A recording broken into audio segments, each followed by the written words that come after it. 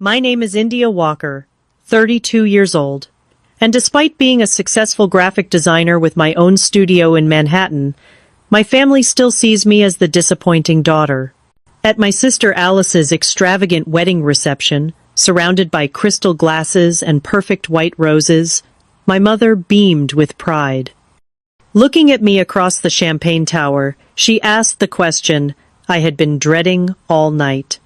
"When will it be your turn, India?" The room erupted in laughter when Uncle Frank joked, "She's just used material at this point." I simply smiled and said, "It already happened. You just weren't there." The entire room froze. If you've ever had your family miss an important moment in your life, comment below and tell me about it. Don't forget to like and subscribe if you want to hear how my family reacted to finding out I'd been married for 6 years without telling them. I grew up in a comfortable, middle-class home in Boston, Massachusetts. From the outside, we were the picture-perfect American family. Dad was a successful accountant, Mom taught elementary school, and we lived in a colonial-style house with a white picket fence and a golden retriever named Buddy. But inside those walls, there was always an unspoken hierarchy that placed me firmly in second place. Alice came into the world 4 years after I did, and from the moment she arrived, with her perfect curls and infectious laugh, she became the center of our family universe. While I was quiet and introspective with a passion for drawing and reading, Alice was outgoing and charismatic. She was the kind of child who could walk into a room and instantly charm everyone. "Look how social Alice is," my mother would gush at family gatherings while I sat in the corner with my sketchbook. "She gets that from my side of the family."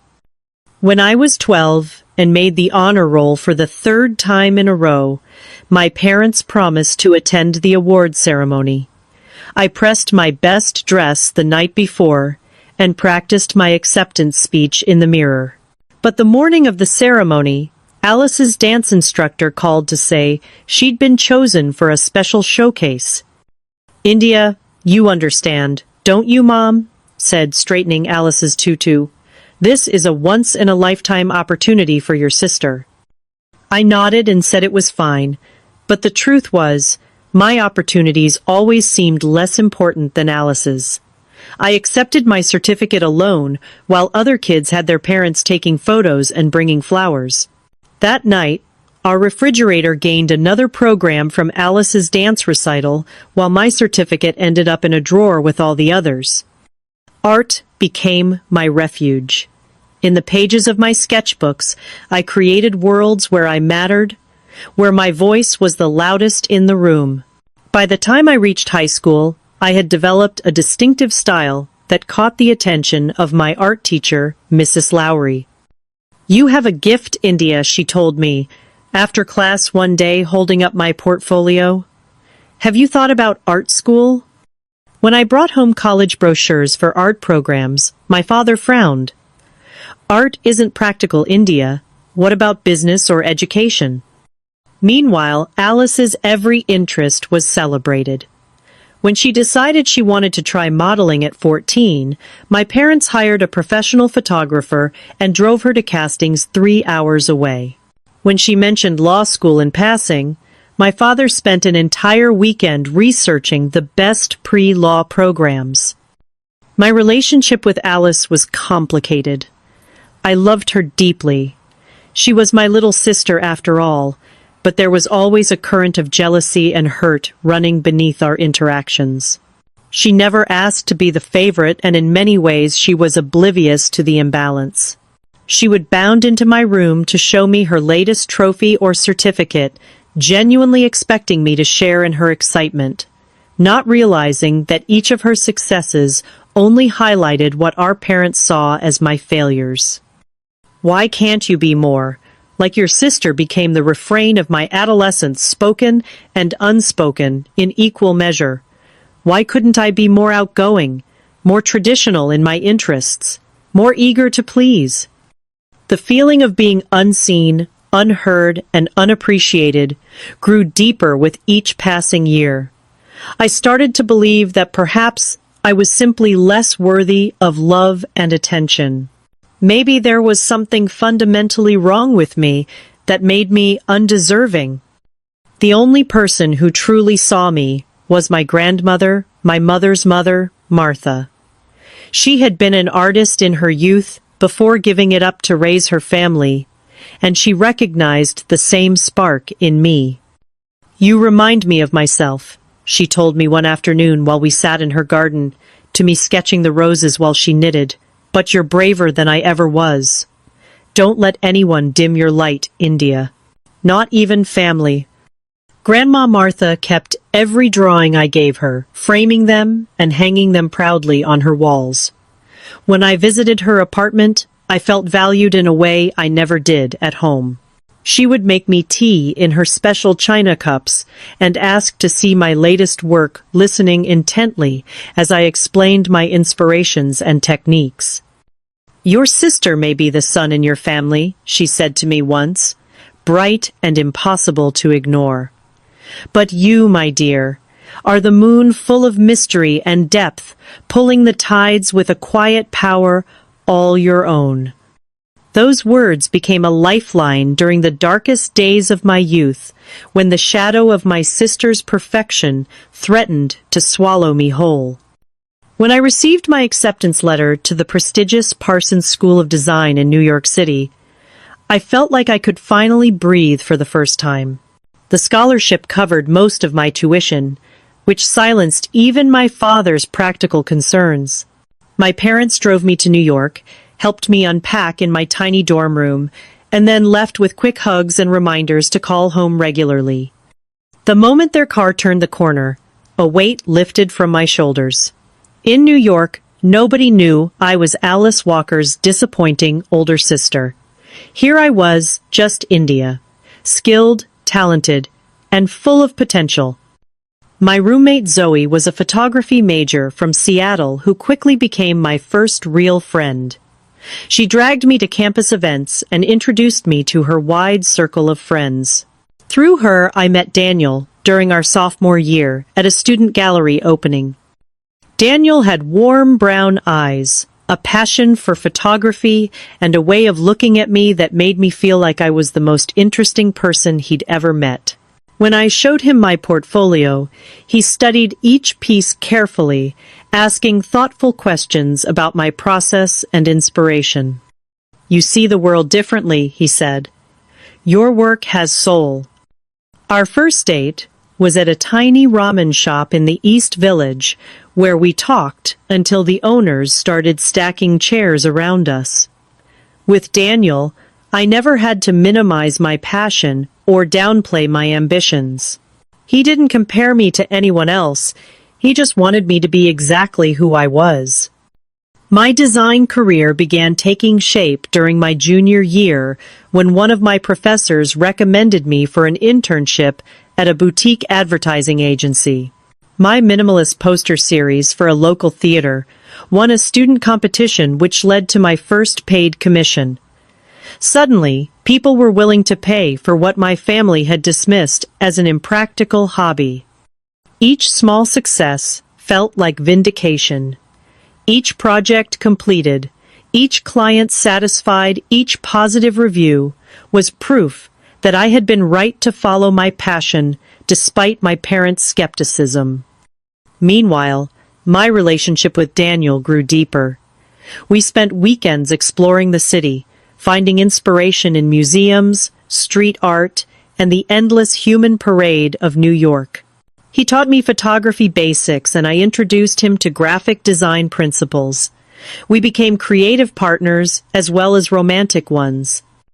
Our relationship was nothing like the dramatic, volatile connections my sister cycled through. There were no grand gestures or public declarations, just a steady, nurturing love that helped both of us grow.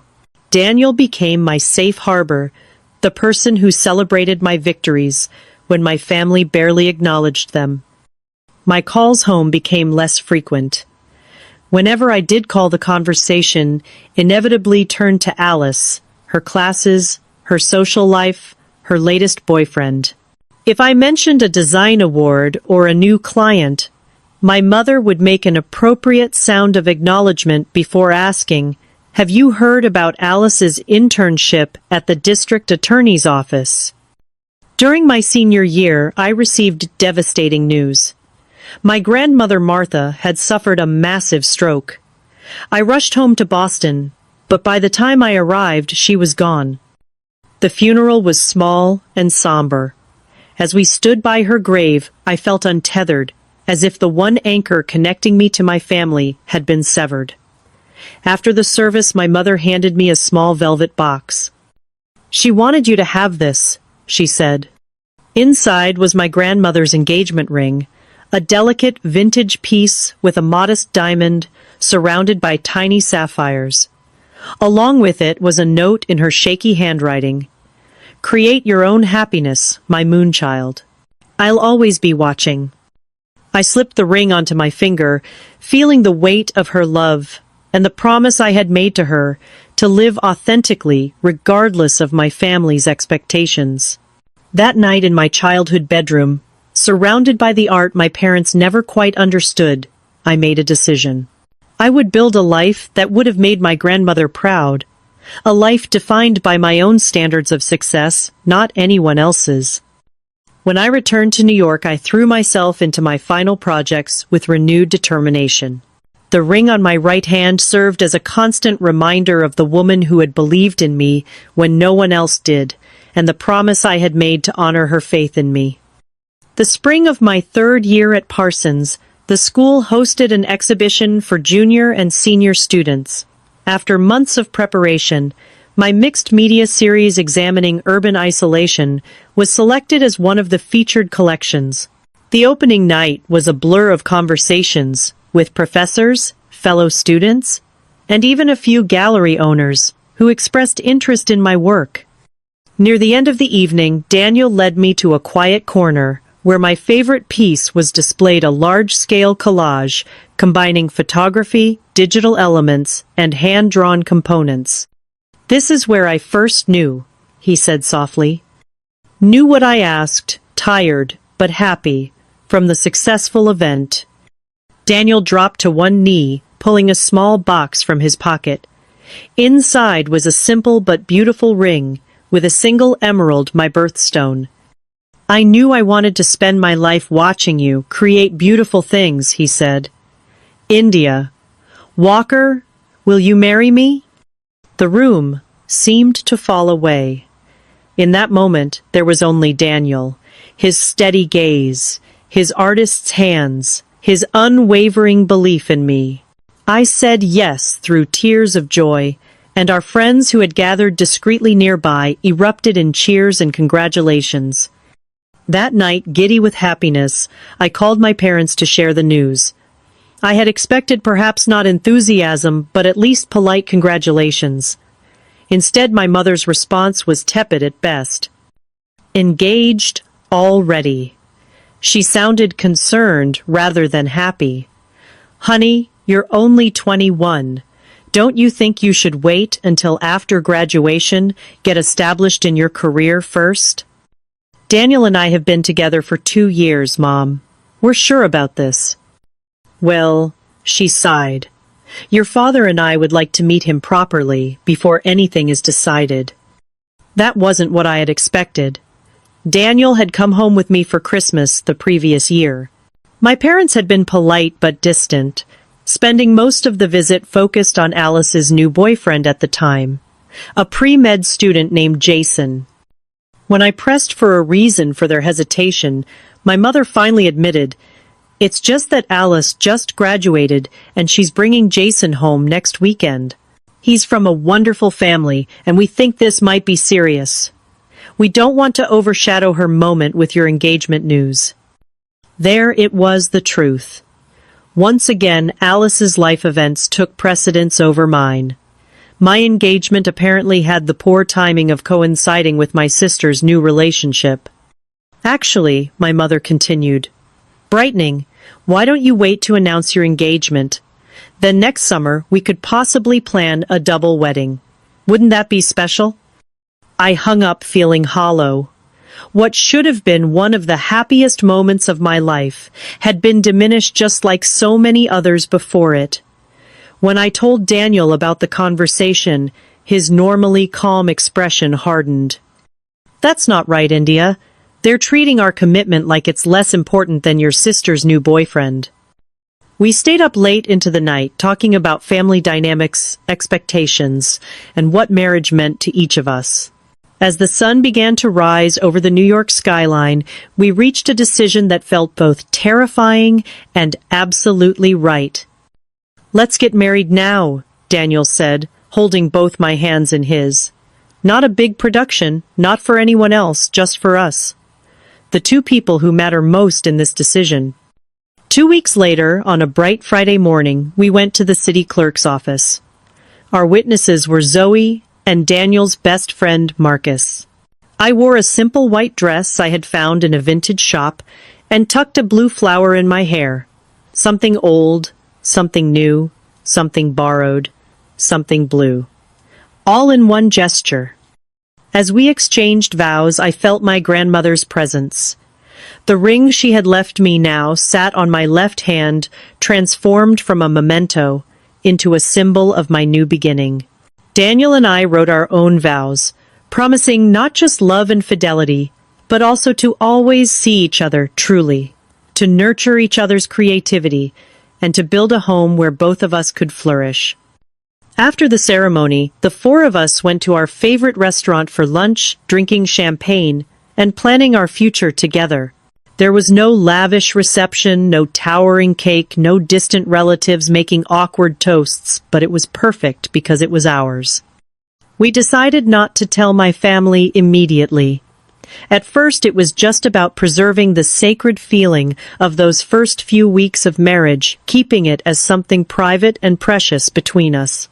But as time passed, and my parents continued to center conversations around Alice and Jason, our secret became a form of protection, a way to prevent our commitment from being minimized or dismissed.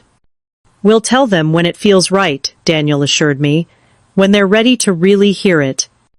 I didn't know then that when it feels right would stretch into years, or that our small act of self-protection would eventually become the catalyst for a long, overdue confrontation. After graduation, I accepted a position as a junior designer at Apex Creative, a mid-sized advertising agency in Manhattan. The starting salary wasn't impressive, but the creative director had seen my student exhibition and promised me hands-on experience with major clients. Daniel, who had graduated a semester earlier, was working as an assistant to a well-known architectural photographer while building his own portfolio on the side. We found a tiny one-bedroom apartment in Astoria, Queens. At 400 square feet, it was barely big enough for our combined collection of art supplies, photography, equipment, and books, but it was ours. We painted the walls ourselves, hung our art, and filled every corner with plants. Our first piece of real furniture was a drafting table we found at a flea market, and refinished together, a symbol of our commitment to nurturing each other's creative pursuits. Those first years were lean but happy. We lived on pasta and ambition, staying up late to work on freelance projects or to help each other meet deadlines. Every small success was celebrated with the same bottle of champagne refilled each time with whatever sparkling wine we could afford that month. By my second year at Apex, I was assigned as lead designer for a campaign for a major cosmetics brand. My minimalist approach and distinctive typography caught the attention of industry publications, and suddenly, my portfolio was being shared across design blogs. The creative director took me to lunch and offered me a promotion to senior designer, along with a substantial raise. "You have something special," he told me, a unique voice. "Don't lose that." Daniel's career was also gaining momentum. A series of his urban landscape photographs was featured in a group show at a small but respected gallery, which led to commissions from architectural magazines and eventually corporate clients who needed images of their buildings and spaces. 3 years after graduation, we had saved enough for a down payment on a small condo in Brooklyn, a one-bedroom with high ceilings, and a tiny second room we could use as a shared studio. The day we signed the mortgage papers, we held hands and stared at each other in disbelief. Two creative people making it work in one of the most expensive cities in the world. "We did it," Daniel whispered. "We're building our dream." As our careers advanced, so did our collaboration. Daniel's photography business expanded to include commercial work, and I began to bring him in on projects at Apex when clients needed both design and photography services. Eventually, this partnership led us to an idea. What if we created a book together, combining my graphic design with his architectural photography? We spent a year working on urban geometry in our spare time, exploring the lines, patterns, and hidden beauty of New York City. When it was finally published by a small art press, the response exceeded our wildest expectations. The book received positive reviews in design publications and led to our first joint exhibition at a gallery in Soho. By my 30th birthday, I had been promoted to creative director at Apex, the youngest in the company's history. Daniel had opened his own photography studio, specializing in architectural and commercial work with a growing list of high-profile clients. We had moved to a larger apartment with a dedicated studio space and were financially secure enough to start thinking about the future in new ways, possibly starting a family or launching our own creative agency together. Throughout these years of growth and success, my relationship with my family remained complicated and distant. We visited Boston for major holidays and occasionally for weekends, but the dynamic remained unchanged. My parents were polite about my career achievements, but rarely asked for details. Alice, who had finished law school and joined a corporate firm, remained the primary focus of family conversations. "Your sister just made junior partner," my mother would announce proudly during our monthly phone calls. The youngest in the firm's history. If I mentioned a successful campaign or award, she would listen politely before changing the subject. "That's nice, dear. Did I tell you Alice and Jason bought a house in Cambridge? 4 bedrooms, we're hoping they'll fill them soon." The one change in our family dynamic came from Alice herself. As we entered our 30s, she seemed to develop a new awareness of the imbalance in our parents' attention. She began to make more effort to connect with me, calling, to ask about my projects, or sending articles about design that had made her think of me. Daniel and I never explicitly lied about our marital status to my family. We simply didn't correct their assumption that we were long-term partners who hadn't made it official. During family gatherings, I wore my grandmother's ring on my right hand, transferring it to my left when we returned to New York. Our secret marriage had become a strange comfort over the years, a piece of our life that belonged only to us, unshaped by my family's expectations or judgments. "Do you regret not having a big wedding?" Daniel asked me once on our 5th anniversary. I thought about it as we sat on our tiny balcony drinking wine and watching the sunset paint Brooklyn in gold. "No," I answered honestly. "I regret that my family couldn't see me clearly enough to celebrate our love properly. But I don't regret how we chose to begin our marriage. It was perfect for us." He kissed my hand right over my grandmother's ring. "Someday they'll see you, really see you. And until then, I see enough for everyone." I didn't know then how prophetic those words would be, or that the moment of truly being seen was approaching faster than I could have imagined. The ivory envelope arrived on a Tuesday, addressed to India Walker and Daniel Bennett. Inside was an intricately designed wedding invitation, announcing the marriage of Alice Walker to Jason Reynolds at the Fairmont Copley Plaza Hotel in Boston, complete with a weekend of events leading up to the ceremony. Wow, Daniel whistled, looking at the heavy cardstock and gold foil details. This is going to be quite the production. My phone rang almost immediately after the invitation would have been delivered. It was my mother, sounding more animated than I'd heard her in years. "Did you get it? Isn't it beautiful? Alice designed it herself, you know. She's been planning this for months." "It's lovely, Mom. We just opened it." "So, you'll come for the whole weekend, right? The rehearsal dinner is Friday, and there's a brunch on Saturday, then the ceremony Saturday evening, and a farewell brunch on Sunday." I glanced at my calendar already, knowing this would be difficult. I was in the middle of pitching a major new campaign to our biggest client, with presentations scheduled throughout that month. "I'm not sure we can make the whole weekend, Mom. Work is really busy right now. But we'll definitely be there for the ceremony and reception on Saturday." Her disappointment was palpable, even through the phone. "But India, this is your sister's wedding. Surely you can take a few days off. Alice really wants you to be there for everything. She's even asking if you'd do a reading during the ceremony." The guilt trip was familiar territory, but it still worked. "Let me check at work and get back to you," I conceded, knowing I would end up rearranging my professional commitments, regardless of the cost. When I called my mother back to confirm we would attend the entire weekend, she had a new request.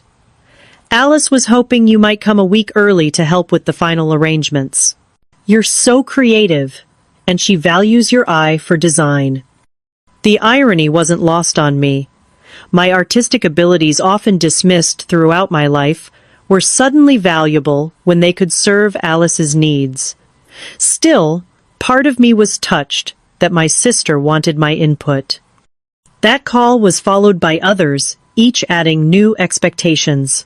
Could I help assemble welcome bags for out-of-town guests? Would I mind being a bridesmaid but not maid of honor, as that spot was reserved for Alice's law school roommate? Could I possibly design the program, since I did that sort of thing professionally?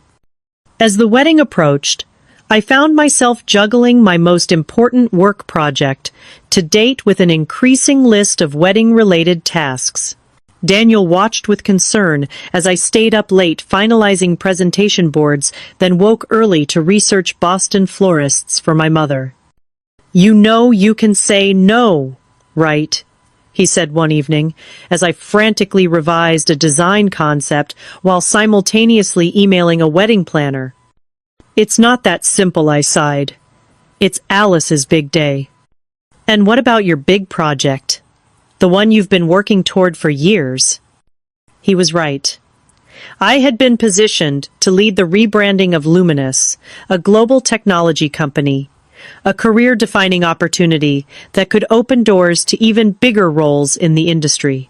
But with each passing day, my focus was being pulled toward bouquet selections and seating charts.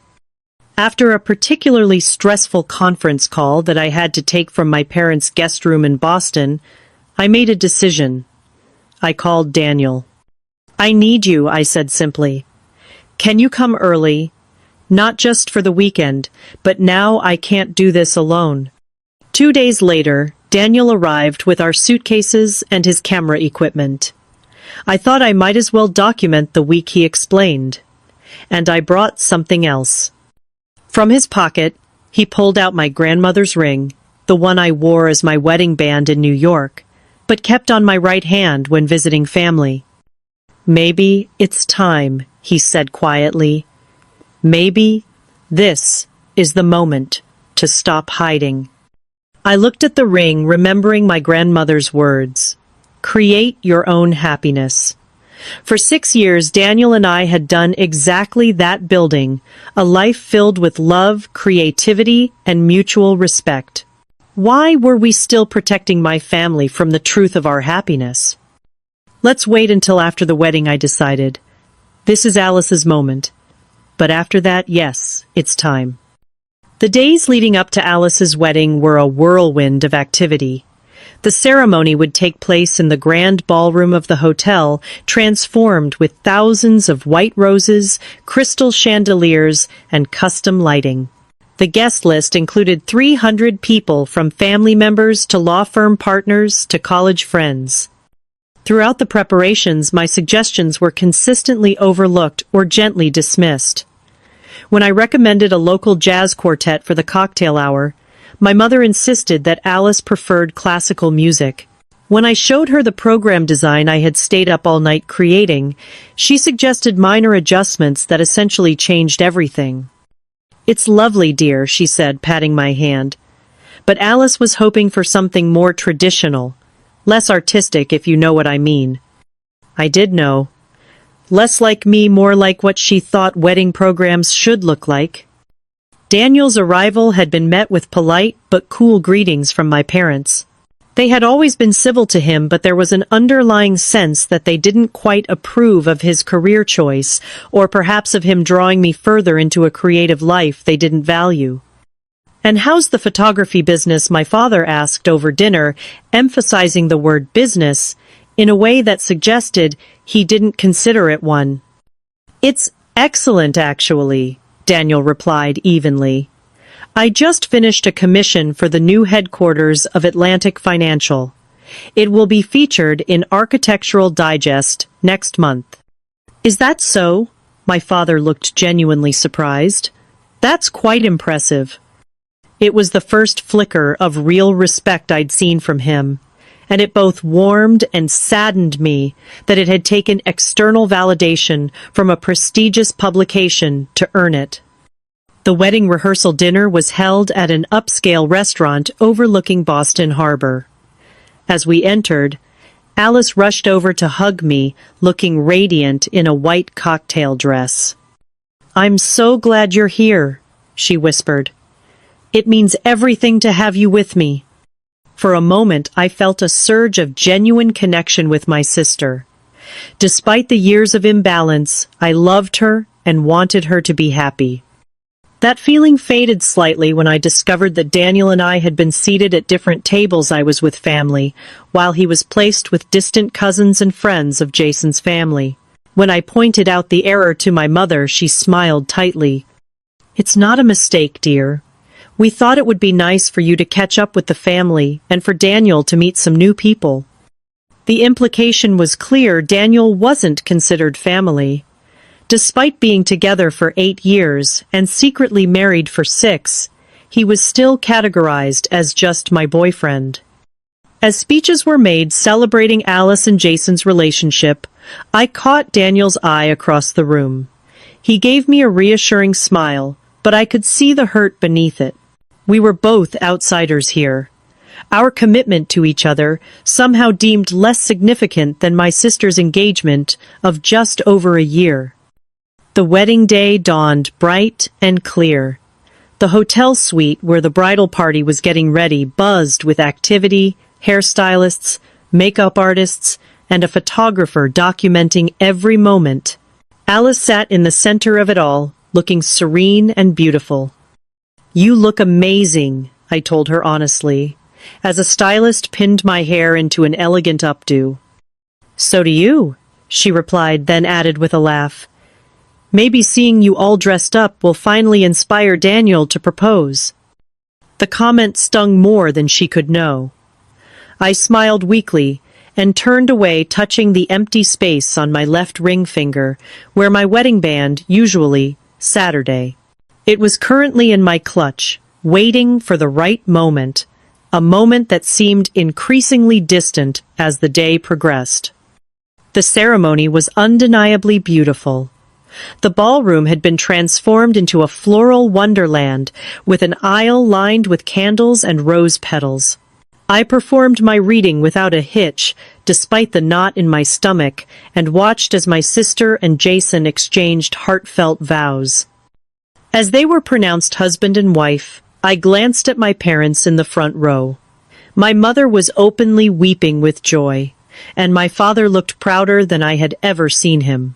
I wondered, not for the first time, if they had looked that happy at my secret City Hall ceremony that they hadn't attended. If they would have shown that pride, if they had been there to see me commit my life to Daniel. With that thought, something shifted inside me, a resolve beginning to form that would change everything. The reception was held in a second ballroom, even more lavishly decorated than the first.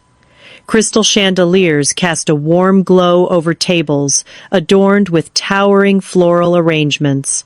A 10-piece orchestra played softly as guests filtered in from the cocktail hour, finding their assigned seats. Daniel and I discovered that once again we had been separated. I was seated at a family table near the front, while he was placed at table 23 near the back, with distant relatives and friends of Jason's family who couldn't fit at their own tables. "This is ridiculous," I whispered to him as we looked at the seating chart. "We've been together for 8 years. "It's okay," he assured me, though I could see it wasn't. "It's just one night." But it wasn't just one night. It was a pattern that had persisted throughout our relationship, my family's subtle but consistent message that Daniel was an accessory to my life, not an essential part of it. I watched from my seat as my sister and Jason shared their first dance, then as my father twirled Alice around the floor for the father-daughter dance. When my mother rose to make her speech, champagne glass in hand, I felt Daniel's eyes on me from across the room. Today is a day I have dreamed about. Since Alice was a little girl, my mother began her voice thick with emotion. Watching her grow into the beautiful, accomplished woman she is today has been the greatest joy of my life. And now, seeing her marry Jason, a man who is everything we could have hoped for in a son-in-law, my heart is truly full. She continued praising Alice's achievements, her kindness, her beauty. She told stories of Alice's childhood that painted her as the perfect daughter, stories that conveniently omitted my presence entirely. By the time she raised her glass for the toast, I felt as if I had been erased from the family narrative. To Alice and Jason, she concluded, "May your life together be as perfect as this day has been." The room erupted in applause. As the music resumed and dinner was served, I picked at my meal, feeling increasingly disconnected from the celebration around me. At one point, I excused myself to visit Daniel at his distant table, where he was making polite conversation with Jason's elderly great-aunt. "Are you okay?" he asked quietly, seeing the tension in my face. "Not really," I admitted, "but I'll get through it." As the evening progressed, I watched my family celebrate the perfect day they had created for Alice. My mother flitted from table to table, accepting compliments on the beautiful wedding. My father beamed with pride every time someone mentioned what a lovely couple Alice and Jason made. And Alice herself glowed with happiness, surrounded by friends and family who had gathered specifically to celebrate her relationship. After the cake was cut and the bouquet was tossed, guests began moving between tables, mingling more freely. My mother found me near the dessert table, her cheeks flushed from dancing and champagne. "Isn't this wonderful?" she gushed. "Your sister's wedding was absolutely perfect." I nodded, forcing a smile. She leaned closer, lowering her voice to a confidential tone. "So when will it be your turn, India? Daniel's been in the picture for what, 5 years now?" 8 years, Mom, I corrected automatically. 8 years. She looked surprised, as if she hadn't been counting. "Well, that's certainly a long time to wait. Maybe he needs a little push." Before I could respond, Uncle Frank appeared beside us, drink in hand, and ready to add his unwelcome opinion. "The problem is that creative types never want to settle down," he said with the confidence of someone who had never actually known any creative types beyond what he saw on television. "Always chasing the next project." My mother nodded as if he'd said something profound. "India's always been so focused on her career, which is lovely, of course, but there's more to life than work." Other family members began to gather around, drawn by the topic of my apparently pitiful spinsterhood at the ripe old age of 32. Maybe he's waiting for you to make partner at that design place, my cousin Bethany suggested, as if graphic design firms operated like law offices. Or saving for a big ring, another relative offered. Those artsy jobs don't pay much, do they? The comments kept coming, each one more presumptuous than the last. I stood frozen, unable to find words, as my family dissected my relationship and career in front of me, making assumptions about both that were wildly off base. Then came the comment that broke the dam. Maybe India's just used material at this point, Uncle Frank joked loud enough for nearby tables to hear. Too independent for her own good. The room erupted in laughter, not malicious but casual and thoughtless, the kind of laughter that comes at the expense of someone who isn't taken seriously. In that moment, something crystallized within me. I looked across the room and found Daniel's eyes. He had heard the exchange, and I could see both the anger and resolve in his expression. He gave me a small nod, as if to say, "It's time." The laughter was still subsiding when I spoke, my voice calm and clear. "I'm not waiting for anything. It already happened. 6 years ago. You just weren't there." The silence that followed was absolute. My mother's champagne glass froze halfway to her lips. Uncle Frank's mouth hung open, his joke forgotten. Even the distant clatter of dishes from the kitchen seemed to pause. "What do you mean, it already happened?" my mother finally asked, her voice barely above a whisper. I reached into my clutch and pulled out my grandmother's ring. Without breaking eye contact with my mother, I slid it onto my left ring finger where it had belonged all along. Daniel and I got married during my junior year at Parsons, March 17th, 6 years ago. The date hung in the air between us, my grandmother's birthday. The significance wasn't lost on my mother, whose face had drained of all color. "That's not possible," she stammered. "You would have told us. We would have been there." "Would you?" I asked softly. "When I called to tell you we were engaged, you suggested I wait because you didn't want to overshadow Alice's new boyfriend. The same boyfriend she married today, with a 300-person wedding that you planned for a year." Daniel had made his way across the room, and now stood beside me, his hand finding mine in silent support. My father pushed through the circle of stunned relatives. "This is inappropriate, India. This is your sister's wedding day." "Yes, it is," I agreed. "And I've spent the entire day being a supportive sister. I've smiled in photos, made a toast, helped Alice with her dress, and not once complained about being seated apart from my husband at every event." The word husband caused a visible ripple through the crowd. Alice had appeared at the edge of the group, Jason beside her, both looking confused by the sudden tension. "What's going on?" Alice asked, looking between me and our parents. "Your sister has just informed us that she's been married for 6 years without telling anyone," my father said, his voice tight with anger. Alice's eyes widened as she looked at me. 6 years. But that means... Since college, I confirmed. We didn't plan to keep it secret for so long. At first, we just wanted something that was ours. Something pure and untainted by. I gestured vaguely at the scene unfolding around us. By all of this. By what my mother demanded. Finding her voice again. By family. By tradition. By doing things the proper way. By having our relationship constantly diminished. Daniel spoke for the first time, his voice calm but firm. By being treated like India's achievement and happiness matter less. My mother gasped, her hand flying to her chest in offense. "That is not true. We've always supported India." "Have you?" I asked, years of suppressed feelings finally finding their voice. You missed my college graduation ceremony because Alice had a summer internship interview the same day. You've never once visited our home in New York in 8 years. You introduced Daniel as my boyfriend to everyone here, even though he's been part of my life longer than Jason has been part of Alice's.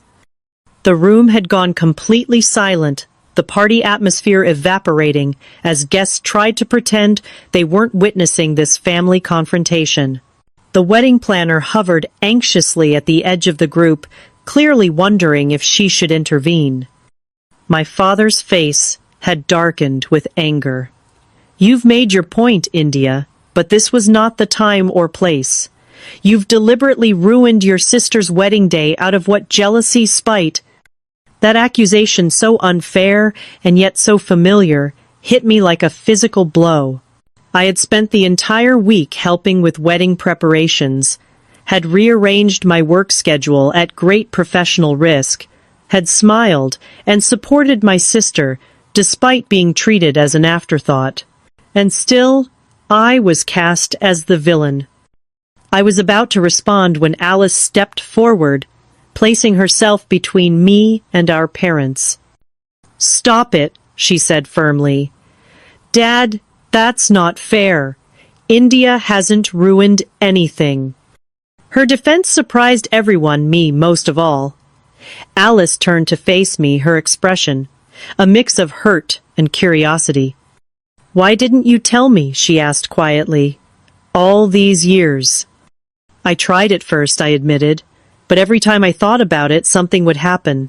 Some comment from Mom or Dad that made it clear my relationship wasn't considered as important. Eventually, it was easier to keep it private than to have it diminished." Alice nodded, slowly processing this. Then she did something completely unexpected. She hugged me. "I'm sorry," she whispered. "I never realized how much we've hurt you." As we separated, she turned to our parents, still standing in shock. "Mom, Dad, this isn't about my wedding. This is about how we've made India feel her whole life." My father shook his head, unwilling to accept this characterization. "We've always treated both our daughters equally." "No, you haven't," Alice said gently but firmly. "I never saw it before, or maybe I didn't want to see it. But India's right. Everything has always been about me, my achievements, my relationships, my needs. Even today, you seated her husband at the back of the room, with people he's never met." The word husband from Alice's lips seemed to make it real for my parents in a way it hadn't when I said it. My mother sank into a nearby chair, looking genuinely distressed. 6 years, she murmured. "I missed my daughter's wedding." "We both did," my father said, his anger deflating somewhat as the reality sank in. Daniel squeezed my hand, and I felt a surge of strength from his presence. "You missed it because you weren't ready to see me as an adult with my own life, making my own choices. The same way you've missed so many important moments in my life." Uncle Frank and the other relatives had retreated, sensing that this was no longer a public spectacle, but a private family matter. The wedding planner had tactfully directed the band to resume playing, drawing attention away from our corner of the room. "I think," Daniel said quietly, "that India and I should go. This is still Alice and Jason's celebration, and we don't want to take away from that." I nodded in agreement, grateful for his steady presence and wisdom. "No," Alice said, firmly, surprising us again. "This is a wedding to celebrate love and family. Both my sister and her husband belong here." She looked at our parents, her expression leaving no room for argument. "All of us need to start fixing this right now." In that moment, standing in a ballroom, filled with flowers and music, surrounded by the trappings of a perfect wedding, something shifted in my family's dynamic. For the first time in my life, I felt truly seen, not just by Daniel, who had always seen me, or by my grandmother, who was no longer with us, but by my sister, and maybe, just maybe, beginning to be seen by my parents too. Daniel and I left Alice's wedding reception shortly after midnight. Despite her insistence that we stay, the emotional weight of the evening had left us drained. We walked hand in hand through the quiet Boston streets back to our hotel. The city's familiar skyline reminding me of both the distance I had traveled from my childhood home and the unresolved connections that still pulled at my heart. "Are you okay?" Daniel asked as we entered our room, his voice gentle with concern. I sat on the edge of the bed, still in my bridesmaid dress, and considered the question, was I okay? The secret we had carried for 6 years was finally in the open. The confrontation I had both dreaded and needed had finally occurred. "I think so," I answered slowly. "I feel lighter somehow, but also sad." Sad about what? About all the lost time. About the fact that it took such a dramatic moment to finally be heard. I twisted my grandmother's ring, now proudly displayed on my left hand where it belonged. I wish she could have been there when we got married. She was the only one who would have truly celebrated us. Daniel sat beside me, taking my hands in his. She was there, India, in the most important way. The weeks following Alice's wedding passed in a strange limbo. We returned to New York and our busy lives, but the familiar rhythm felt different somehow. My phone would light up with text messages from Alice, regular, thoughtful check-ins that had never been part of our relationship before. My parents, however, remained distant, reaching out only through stiff, formal emails that acknowledged our marriage, but didn't address the deeper issues we had raised. 2 months after the wedding, my phone rang with an unexpected caller, Alice. "I'm in New York," she said without preamble. "Can we meet for coffee? Just the two of us." We met at a quiet cafe near my office, and I was struck by how nervous my confident, polished sister seemed. She fidgeted with her wedding ring, a massive diamond that caught the light with every movement. "I've been doing a lot of thinking," she began, "about what you said at the wedding, about growing up together." She took a deep breath. "I want to apologize, India. Not just for the wedding, but for everything." "You don't need to apologize," I started, but she shook her head. "I do, because I always knew. On some level, I always knew I was treated differently. I saw how Mom and Dad came to every single one of my events but missed your art shows. I noticed how they bragged about my grades but barely mentioned your design awards. I saw it all and I never said anything." Her candor surprised me. "Why didn't you?" "Because it was easier not to," she admitted, shame coloring her cheeks. "Because I liked being the favorite. What kind of person does that make me?" "A human one," I said softly. "We were kids, Alice. It wasn't your responsibility to fix our parents' behavior." Our conversation lasted for hours, peeling back layers of our shared history and examining them from our adult perspectives. Alice revealed her own insecurities, how she had always envied my artistic talents and independent spirit, how she had chosen law, partly because it was what our parents valued. "I've spent my whole life trying to be the perfect daughter," she confessed. "It's exhausting." "I spent mine trying to prove I was worth noticing," I replied. "Also exhausting." We laughed through tears, the tension of decades finally beginning to dissolve between us. As our coffee cups were cleared away, Alice hesitated, then said, "There's something else. Mom and Dad are here in New York. They want to see you, both you and Daniel, to talk." My heart raced at the prospect. "I don't know if I'm ready for that." "They're trying, India, in their own way. Will you at least consider it?" The meeting was set for the following evening at a neutral location, a private dining room at a restaurant near our apartment. Daniel and I arrived first, and I gripped his hand tightly as we waited, fighting the urge to flee before my parents arrived. When they walked in, I was struck by how much older they looked than at the wedding. My father's shoulders seemed stooped with the weight of unspoken regrets, and my mother's carefully applied makeup couldn't hide the fatigue in her eyes. The initial conversation was stilted and awkward, focused on safe topics like the weather and the restaurant's decor. But as our appetizers arrived, my father cleared his throat and addressed the elephant in the room. "We owe you both an apology," he said, his voice rougher than usual. "We've been doing a lot of thinking since the wedding, a lot of looking back. And we've realized we made serious mistakes in how we treated you, India. And by extension you, Daniel." My mother nodded, tears welling in her eyes.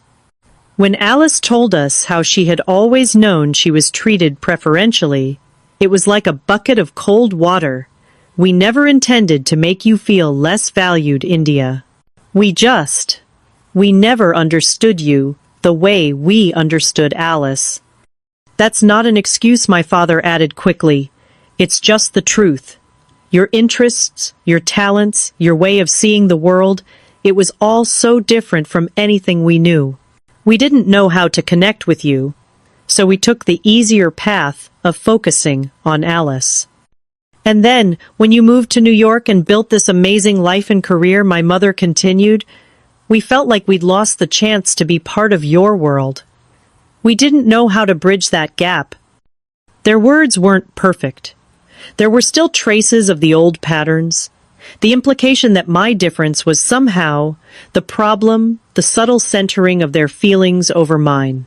But there was also genuine remorse, and more importantly, a willingness to acknowledge the reality I had lived with for so long.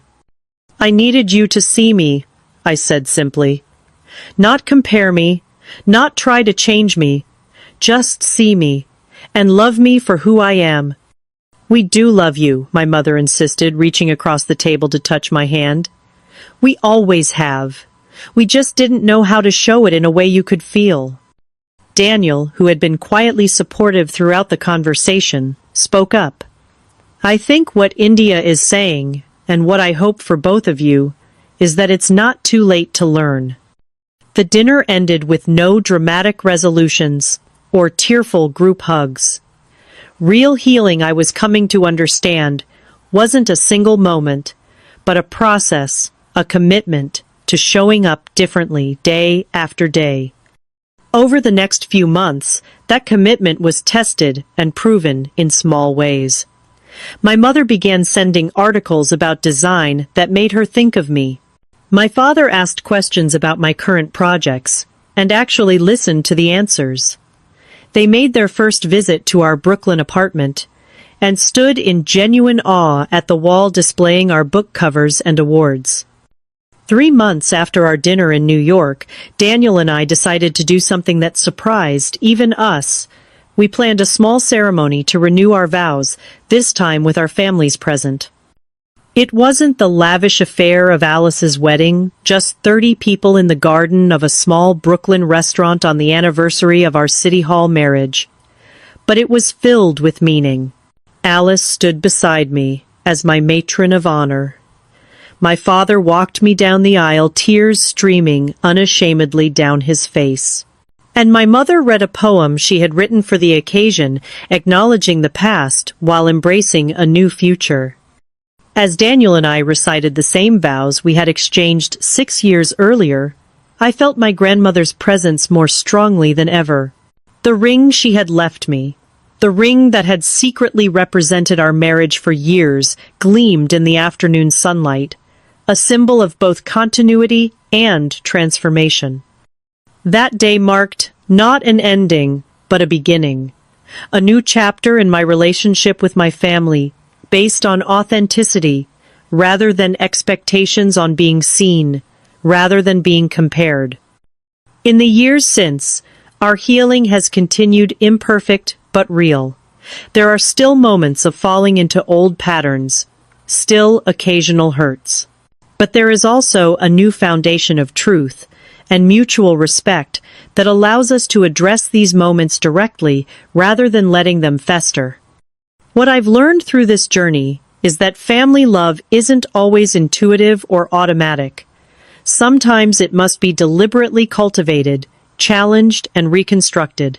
I've learned that standing in your truth, even when it causes temporary discomfort, is ultimately more loving than perpetuating comfortable illusions. Most importantly, I've learned that happiness isn't something that can be given to you by others' approval or withheld by their lack of understanding. True happiness comes from building a life aligned with your own values and surrounding yourself with people who see you clearly and love you fully for exactly who you are. My relationship with my family continues to evolve, strengthened by honest communication and mutual effort. Daniel and I have built our creative agency together, merging our talents just as we've merged our lives. And I no longer hide any part of myself in any room I enter, carrying both my grandmother's wisdom and my own hard-won self-acceptance wherever I go. If there's one thing I could tell anyone struggling to be seen within their family, it's this: your value doesn't diminish because someone fails to see it. Your light doesn't dim because someone turns away. And your story doesn't end with other people's limitations. It begins with your courage to live authentically, even when that means standing alone. Have you ever had to stand up for yourself within your own family? Or have you experienced the freedom that comes from finally being truly seen? Share your story in the comments below. Don't forget to like and subscribe if this resonated with you, and share this video with someone who might need to hear that they deserve to be seen for exactly who they are. Thank you for being part of this journey with me. And remember, your story is always worth telling, even if not everyone is ready to hear it.